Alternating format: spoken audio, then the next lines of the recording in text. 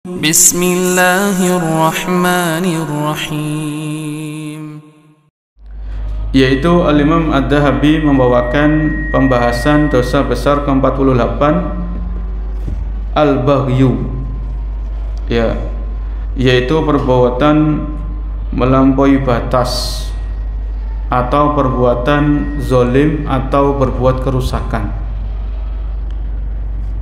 Di sini beliau menyebutkan satu ayat dan beberapa hadis dalam pembahasan ini. Di antaranya ayat yang beliau sebutkan yaitu ayat di surat Asy-Syura ayat ke-42. Allah berfirman, "Innamas sabilu 'alal ladzina yadlimuna an-nasa wa yabghuna fil ardi bighairil haqq ulaika lahum adzabun alim." Sesungguhnya dosa itu diberikan kepada orang-orang yang berbuat zalim kepada manusia. Berbuat zalim kepada manusia. Wa yabghuna fil ardi bighairil haqq. Dan mereka melakukan perbuatan melampaui batas di muka bumi ini tanpa memperhatikan kebenaran. Ulaika lahum adzabun alim, maka bagi mereka adalah azab yang pedih. Ya. Di sini kita perhatikan yaitu redaksi dari firman Allah, alladzina yadlimuna an-nasa, yaitu orang-orang yang menzalimi manusia. Zalim ini bisa dalam lima hal, ya. Zalim itu bisa dalam 5 hal. Zalim dalam masalah agama, zalim dalam masalah akal, zalim dalam masalah nyawa atau jiwa atau darah, zalim dalam masalah kehormatan, dan zalim dalam masalah harta. Jadi ada berapa? Ada 5. Zalim dalam masalah agama yaitu seseorang menyebarkan syubhat, menyebarkan pemikiran-pemikiran yang menyimpang, maka ini dia berbuat zalim. Kalau ada orang yang termakan syubhat kemudian orang ini jadi menyimpang, maka orang ini telah berbuat zalim kepada pihak tadi, ya. Atau misalnya seseorang menyebarkan video-video yang diharamkan, akhirnya banyak anak-anak muda yang terfitnah syahwatnya, akhirnya mereka jatuh dalam perbuatan zina. Ini kan zalim dalam masalah agama, ya. Atau zalim dalam masalah akal, orang yang mengedarkan narkoba, menjual narkoba, ini zalim dalam masalah akal, karena dia narkoba atau minuman keras ini menghilangkan akal sehat, kan begitu. Zalim dalam masalah jiwa atau nyawa, yaitu dengan apa? Pembunuhan. Banyak atau tidak zaman kita? Banyak. Pembunuhan itu sangat banyak terjadi, ya. Kemudian zalim dalam masalah kehormatan, ya, menuduh dengan tuduhan yang dusta, menghibah, menyebarkan aib. Ini zalim dalam masalah kehormatan atau privasi. Dan zalim dalam masalah harta ini sangat banyak. Utang nggak bayar, curang dalam timbangan, dalam takaran, ini zalim dalam masalah harta. Jadi ini semuanya Allah ancam apa? Ulaika lahum adzabun alim. Itu mereka semuanya akan mendapatkan azab yang pedih, ya.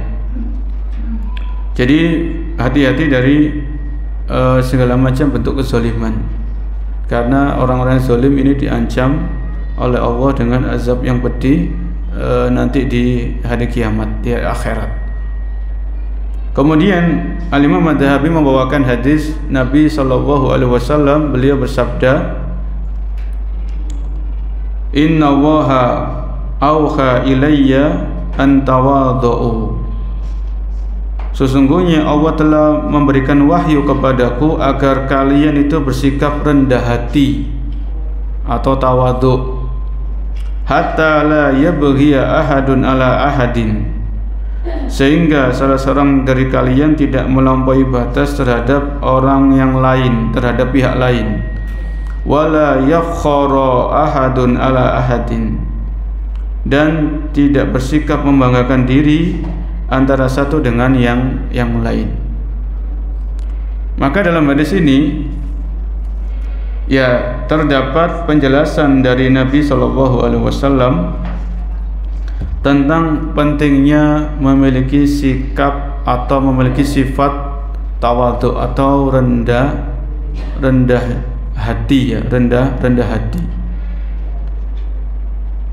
Karena apa? Karena terkadang seseorang itu berbuat melampaui batas atau berbuat zalim karena dia merasa dirinya lebih, karena dia membanggakan dirinya, dia sombong dengan jabatannya, dia sombong dengan banyaknya pengikut, dia sombong dengan banyaknya harta.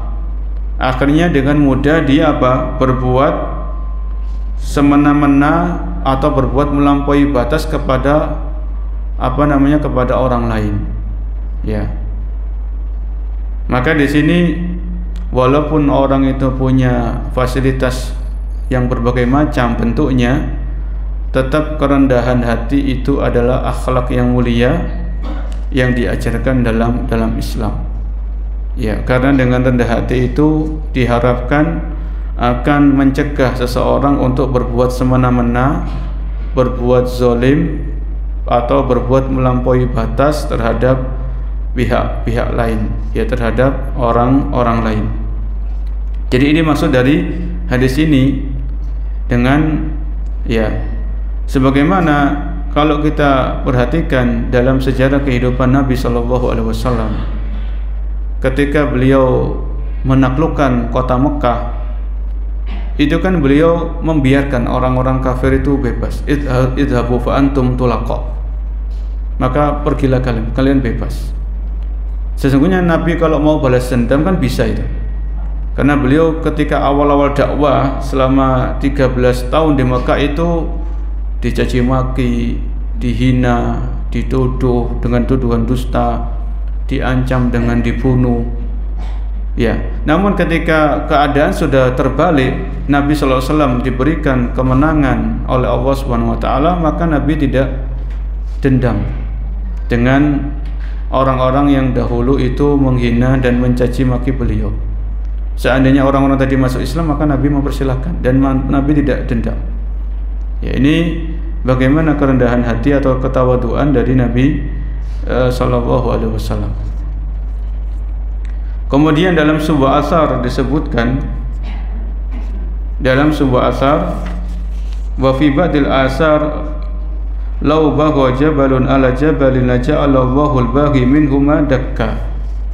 Seandainya sebuah gunung itu berbuat melampaui batas kepada gunung yang lain, niscaya Allah akan menjadikan yang melampaui batas dari keduanya sebagai gunung yang roboh atau rata dengan tanah. Ya, ini juga dalam asar ini terdapat pelajaran tentang bahayanya berbuat aniaya atau semena-mena atau melampaui batas. Kemudian dalam hadis yang lain Nabi SAW juga bersabda, ma min danbin ajdara an yu'ajjilallahu li sahibihi al-uqubata fid dunya ma yaddakhirullahu lahu fil akhirah minal baghyi wa qati'atir rahim. Tidak ada suatu dosa yang lebih pantas bagi Allah untuk menyegerakan azabnya, menyegerakan siksanya di dunia kepada pelaku dosa tersebut, ya, ma yaddakhirullahu fil akhirah, dengan juga siksa yang Allah simpan untuk pelaku dosa itu di akhirat, melainkan dua dosa, yaitu yang pertama al-baghyi, yaitu melampaui batas atau berbuat aniaya, dan qati'atir rahim, dan memutuskan hubungan silaturahmi. Ini diriwayatkan oleh Abu Dawud dan Tirmizi, ya, dan dikatakan ini adalah hadis yang sahih. Di dalam hadis ini terdapat pelajaran tentang bahaya perbuatan kezaliman atau berbuat aniaya atau semena-mena.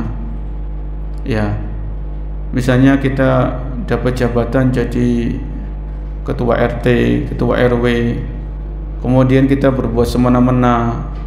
Ya, kita mengadakan pungutan liar misalnya, atau kita dengan mudah menutup jalan karena kepentingan pribadi, karena kita punya jabatan, ini berbuat semena-mena. Ya. Atau kita melegalkan proyek-proyek yang diharamkan karena mumpung kita dapat jabatan, punya jabatan, maka ini perbuatan yang semena-mena atau melampaui batasan-batasan syariat. Atau perbuatan memutus silaturahmi. Jadi ini adalah dua dosa yang azabnya itu disegerakan di dunia sebelum nanti juga ada azab yang menunggu di akhirat. Ya. Jadi azabnya disegerakan di dunia sebelum juga azab yang Allah sediakan nanti di kehidupan akhirat. Maka ya berhati-hati dari memutuskan silaturahmi. Kan kita sudah bahas itu kan, pembahasan khusus tentang memutuskan silaturahmi itu dosa besar, dan kita sudah bahas siapa saja orang-orang yang harus kita sambung dari kekerabatan atau dari kekeluargaan. Kemudian disebutkan waqala Ibnu Aun an Amr ibn Sa'id an Humaid ibn Abdurrahman qala Ibnu Mas'ud qala Malik al-Arrahawi ya Rasulullah. Suatu saat ada seorang sahabat berkata kepada Nabi SAW, ya, qad u'titu minal jamali ma tara. Ya Rasulullah, aku ini diberikan anugerah berupa wajah yang tampan sebagaimana yang Anda lihat, kata sahabat tadi. Wa ma uhibbu anna ahadan yafuquni bisyirakin na'li. Dan aku tidak suka ada orang lain yang melebihiku atau menandingi aku walaupun hanya sekedar tali sendalnya. Ya. Jadi enggak mau ada yang menyaingi. Maunya itu misalnya kalau sandal itu sandal yang merek ternama gitu, brand-brand yang ternama. Enggak mau ada yang menyaingi. Ya. Afadaka minal baghi. Kemudian sahabat tadi bertanya, apakah itu termasuk perbuatan melampaui batas? Ya. Apa jawaban Nabi? Qala laisa dzalika minal baghi. Itu bukan termasuk perbuatan melampaui batas. Ya. Walakin al-baghya, akan tapi melampaui batas adalah apa? Kata Nabi, safahul haqqi wa ghamtun nas. Yaitu orang yang menolak kebenaran, menganggap bodoh suatu kebenaran, dan meremehkan apa? Orang. Ya. Jadi kalau ada orang yang memang diberikan harta yang luas, kemudian orang ini memang sukanya pakaian-pakaian, tas, sepatu, sendal, semuanya merek-merek yang ternama, brand-brand yang ternama, itu sebetulnya tidak masalah selama memang ya tidak memboroskan harta ya. Karena kalau untuk misalnya tas saja sampai 1 juta kan ya kayak piye kan ya, tas harganya 1 juta. Fungsinya tas itu apa para jamaah? Fungsinya tas kan untuk naruh barang, naruh HP, naruh dompet, naruh buku misalnya. Itu untuk tas yang 200.000 kan sudah cukup, 100.000 kan cukup. Tapi kalau sampai 1 juta, ya kalau memang butuh sih ya pokoknya siapkan aja nanti jawabannya ketika ditanya oleh Allah Subhanahu wa taala di hari kiamat. Kan di antara pertanyaan itu pertanyaan tentang apa? Tentang harta. Dari mana kita dapatkan dan untuk apa kita gunakan. Ya. Dari mana kita dapatkan dan untuk apa kita gunakan. Ya.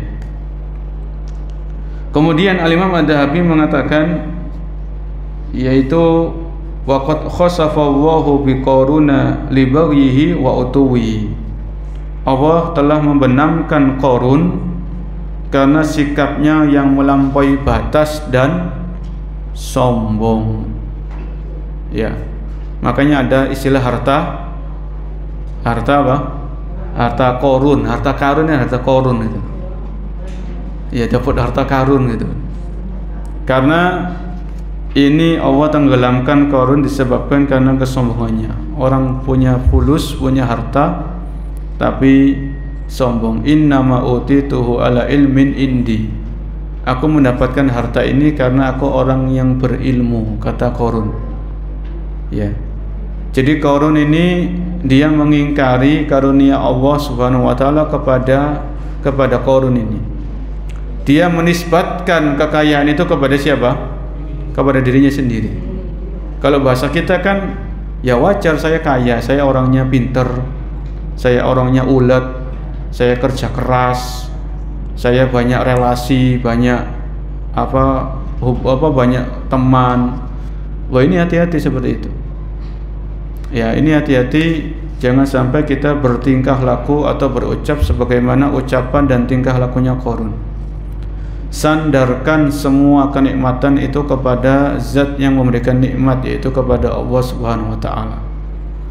Wa ma bikum min nikmatin faminallah. Allah sebutkan dalam surat An-Nahl, wa ma bikum min nikmatin faminallah. Dan apa-apa yang ada pada diri kalian berupa kenikmatan, faminallah, itu semuanya datangnya dari Allah. Ya. Kemudian Al-Imam Ad-Dhahabi membawakan hadis yang lain. Nabi SAW bersabda, uddibat imra'atun fi hirratin sajanatha hatta matat fadakhalat fiha an-nar. Seorang perempuan diazab oleh Allah disebabkan karena seekor kucing yang dia kurung sampai mati. Ya. Fadakhalat fiha an-nar, maka perempuan itu dimasukkan ke dalam neraka. La hiya ata'amatha wa saqatha idhabasatha wa la hiya tarakatha ta'kulu min khashashil ard. Ya, jadi wanita itu ketika dia memelihara kucing, kucingnya dikurung, kucingnya dimasukkan ke kandang, tapi enggak dikasih makan, enggak dikasih minum, enggak diopeni, enggak diperhatikan sampai kucing itu mati. Ya, makanya di sini Allah Subhanahu wa taala, kata Nabi, menyediakan siksa neraka bagi wanita yang kayak gini. Ya. Karena hewan itu kan sudah dijamin rezekinya oleh Allah Subhanahu wa taala. Kucing itu kalau dibiarkan liar dapat makan atau enggak dapat? Dapat, kan enggak ada kucing mati kelaparan di pinggir jalan kan, kayak enak aja, Mas. Setahu saya ya, seumur hidup saya sekarang ini nggak pernah saya lihat itu kucing mati kelaparan. Kalau mati ketabrak ya ada, mati ketabrak. Ya, tapi kalau kucing mati keleleran kelaparan nggak ada. Karena sudah semuanya dijamin rezekinya sama Allah Subhanahu wa taala. Ya nggak apa-apa kok. Jadi kalau kita nabrak kucing kemudian ada mitos-mitos tertentu itu nggak ada. Ya, kewajiban kita cuma mengubur kucing itu, dikubur, jangan dibiarkan geletak gitu aja. Ya, tanggung jawabnya itu dengan menguburkan, dibawa, dikuburkan. Kembali kepada pembahasan ini ya. Jadi kalau kita itu orang yang super sibuk, ya, banyak kegiatan, jangan kita memelihara hewan, baik itu ikan, burung, atau kucing atau hewan-hewan yang boleh dipelihara. Daripada nanti kita nggak sempat, nggak ada waktu ngasih makan dan minum, akhirnya apa? Mati kan gitu. Wes bebaskan hewan itu. Hewan-hewan ini sudah dijamin rezekinya sama Allah Subhanahu wa taala. Ya. Tapi kalau kita mau memelihara, selama hewan itu boleh dipelihara ya silakan, tapi konsekuensinya jamin makan dan minumnya. Kemudian Al-Imam Ad-Dhahabi membawakan hadis yang berikutnya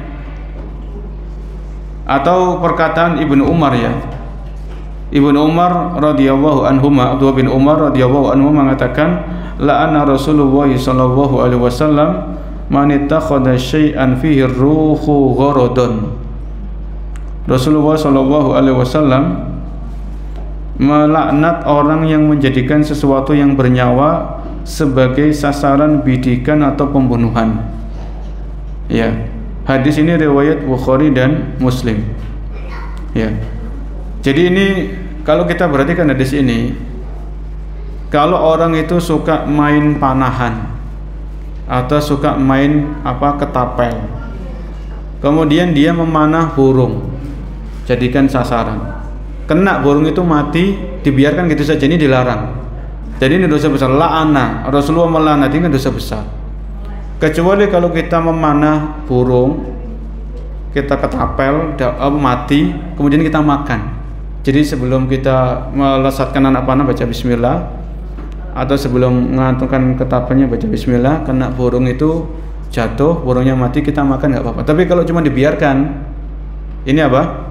Dilarang. Ya ini apa? Dilarang. Karena bahkan disebutkan man ittakhadha syai'an fihi ruhu gharadun.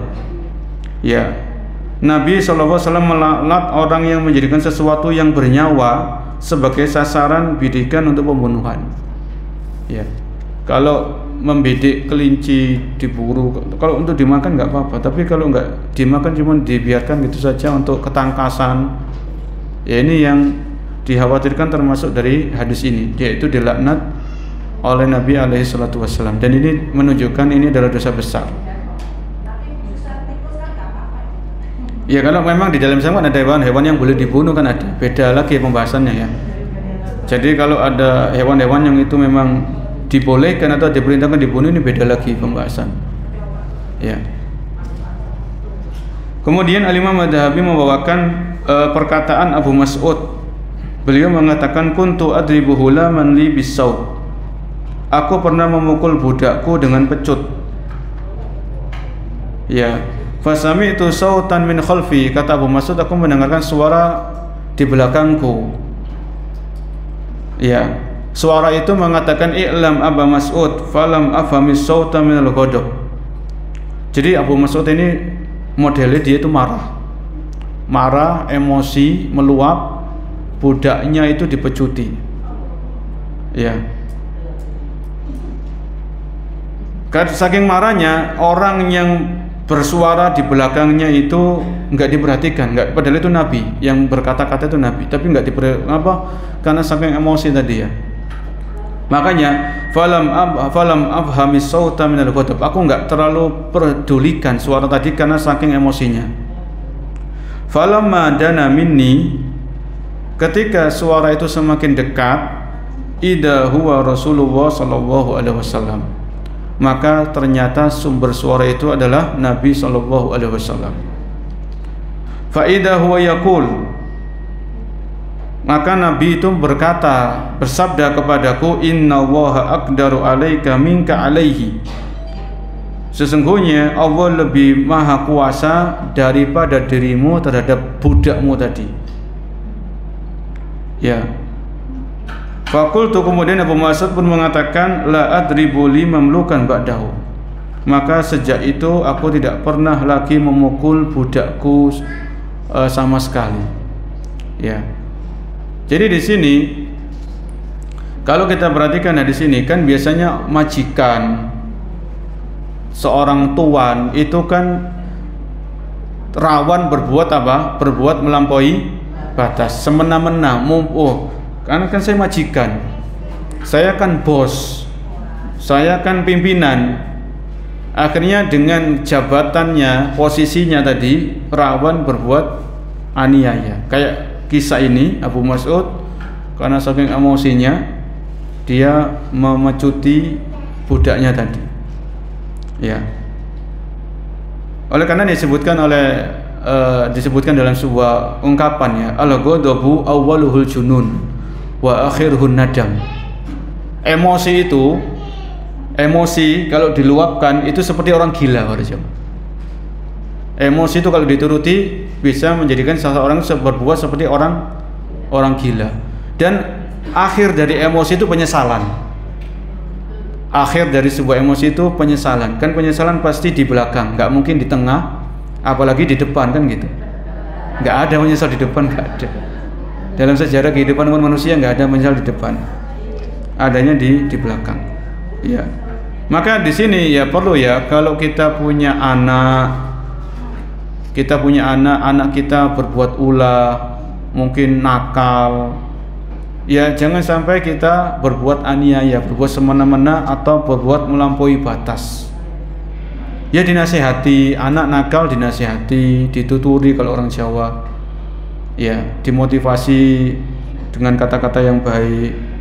Diancam pun ancaman yang baik juga. Jangan mudah main tangan.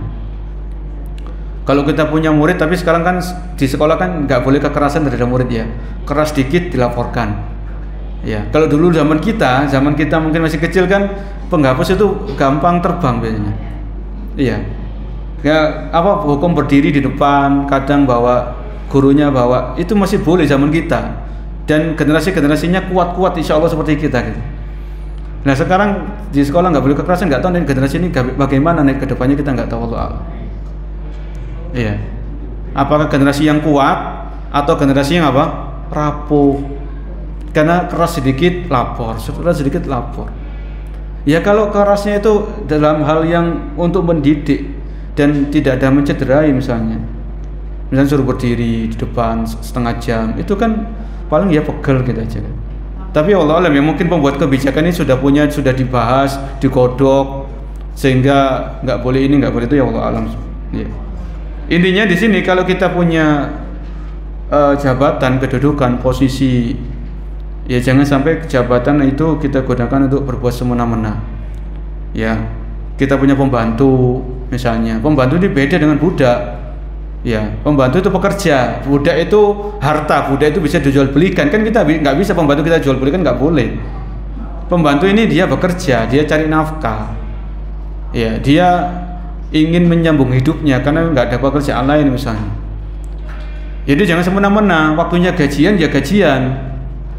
Kita punya sopir ya dia bekerja kepada kita. Jangan semena-mena, waktunya bayaran ya bayaran. Kita punya karyawan, pegawai, maka tunaikan hak-hak mereka. Setelah mereka menjalankan kewajiban, tunaikan haknya, jangan semena-mena. Karena semena-mena melampaui batas ini dosa besar. Sedang yang kita bahas saat ini. Ya. Kemudian dalam redaksi yang lain kata Imam Dhahabi fasaqata sautu min yadi min haibatihi. Ya. Seketika itu pula pecut yang saya bawa itu jatuh dari tanganku karena kewibawaan yang dimiliki oleh Nabi Shallallahu Alaihi Wasallam. Jadi Nabi ini berwibawa di hadapan para sahabat. Ya. Di dalam riwayat yang lain, ya Rasulullah huwa khurdun liwajhillah faqala amma innaka law lam taf'al la lafahatkan nar. Di dalam riwayat yang lain, Abu Mas'ud ini memerdekakan budaknya yang dipecuti tadi, dibuat merdeka. Jadi bebas dia. Ya. Kata Nabi, kalau engkau tidak melakukan hal itu, niscaya neraka akan menghancurkanmu nanti di hari kiamat. Ya. Jadi laki-laki ini, sahabat ini mengakui akan kekhilafannya, kesalahannya, dan dia rujuk. Dia tahu itu salah. Dia terbawa emosi. Kemudian budak yang dipukuli tadi dibebaskan, dimerdekakan karena Allah Subhanahu wa taala. Kemudian di dalam riwayat yang lain, di dalam hadis yang lain yang dibawakan oleh Al-Imam Ad-Dhahabi rahimahullah, yaitu Nabi sallallahu alaihi wasallam bersabda, "Man darabahu la man lahu haddan lam ya'tihi aw latamahu fa inna kafaratahu an yu'tikahu." Barang siapa yang memukul budaknya sebagai hukuman atas perbuatan yang tidak dia lakukan atau menamparnya, maka penebusnya adalah memerdekakannya. Ya. Jadi kalau memukul, memberikan hukuman terhadap budak dengan sesuatu yang tidak dia lakukan, maka penebusnya yang setimpal adalah dengan memerdekakannya. Kemudian juga Nabi SAW bersabda, Inna Allaha yu'adzibul ladina yu'adzibuna an-nasa fid dunya. Sesungguhnya Allah mengazab orang-orang yang menyiksa orang yang di dunia. Sesungguhnya Allah mengazab orang-orang yang menyiksa orang itu di dunia. Diriwayatkan oleh Imam Muslim. Kemudian Rasulullah SAW pernah melewati seekor keledai. Wa marra Rasulullah SAW bi khimarin qad wusima fi wajhihi. Waktu itu Nabi melewati seekor keledai yang ditato dengan besi yang panas di wajahnya, dikasih tanda tapi di bagian wajah dengan sesuatu yang menyakitkan. Maka Nabi mengatakan la'anallahu man wasamah. Semoga Allah melaknat orang yang membuat tanda di wajah binatang ini, yaitu mentato di wajah binatang tadi. Ya, ini juga larangan menyiksa binatang, menyiksa hewan. Dan ini termasuk berbuat melampaui batas atau berbuat semena-mena. Ya, berbuat semena-mena. Kemudian Nabi SAW bersabda, "Man qatala nafsan mu'ahadatan bi ghairi haqqiha lam yajid raihatal jannah. Fa inna rihaha la yujadu min masirati 500 amin." Barang siapa yang membunuh seseorang yang memiliki perjanjian atau perlindungan suaka tanpa alasan yang benar, maka tidak akan mendapatkan aroma surga. Padahal sesungguhnya aroma surga itu tercium sejauh perjalanan 500 tahun. Ya, jadi di sini barang siapa yang membunuh. Jadi kalau ada orang kafir atau non muslim, mereka datang ke negara kita, mereka masuknya baik-baik, ada paspor, ada visanya. Berarti kalau ada visa itu kan dilindungi sama siapa? Sama pemerintah kita. Maka orang kafir yang kayak gini nggak boleh dibunuh, ya, nggak boleh dizolimi, diambil hartanya. Kan biarkan, kan dia kafir, nggak boleh. Karena orang kafir ini datang ke negara kita dengan baik-baik, dengan perlindungan dari negara, maka orang muslim atau muslimah nggak boleh berbuat aniaya kepada orang kafir seperti ini, ya, apalagi sampai membunuh. Kalau membunuh orang kafir yang mendapatkan perlindungan dari negara seperti duta besar, ya, atau ada orang kafir kunjungan ke negeri kita, mereka dilindungi sama negara kita, maka kita nggak boleh berbuat aniaya kepada mereka. Ini tadi dosa besar ke 48.